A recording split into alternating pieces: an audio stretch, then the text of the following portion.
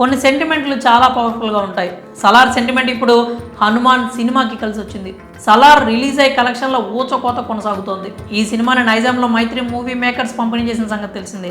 అంత పెద్ద హిట్ కొట్టిన అదే సంస్థ ఇప్పుడు హనుమాన్ సినిమాని కూడా పంపిణీ చేయడంతో హనుమాన్ చిత్రానికి తిరుగులేని క్రేజ్ వచ్చేసింది.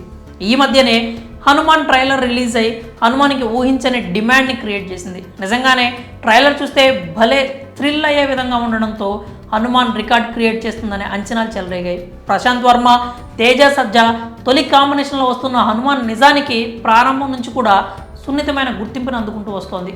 ఎక్కడా శబ్దం లేకుండా షూటింగ్ కార్యక్రమాలను పూర్తి చేసుకొని ఒక్కసారిగా ట్రైలర్ వచ్చి పడగానే కళ్ళు తిరిగే ఎఫెక్ట్ క్రియేట్ అయిపోయింది.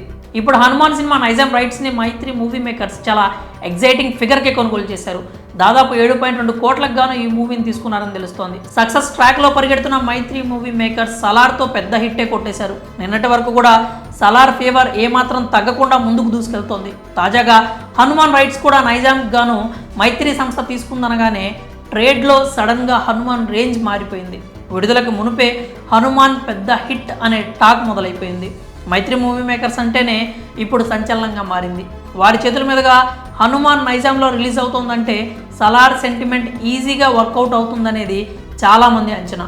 హనుమంతుడు సెంటర్ క్యారెక్టర్గా వచ్చిన సినిమాలు ఏవి కూడా ఇంతవరకు ట్రేడ్ని కానీ ప్రేక్షకులు కానీ నిరాశపరచలేదు. ఇప్పుడు ఈ హనుమాన్ సినిమా కూడా అదే స్థాయిలో ఆడుతుందని అంటున్నారు. ఒక పక్క మైత్రి మూవీ మేకర్స్ పంపిణీ చేసిన సలార్ సెంటిమెంట్, మరోపక్క హనుమాన్ క్యారెక్టర్తో తెరకెక్కుతుండటం, ఈ రెండు సెంటిమెంట్స్ వర్కౌట్ అవుతాయని అంటున్నారు. సలార్లా హనుమాన్ కూడా మంచి కలెక్షన్స్ని రాబడుతుందని ఫ్యాన్స్ అభిప్రాయపడుతున్నారు.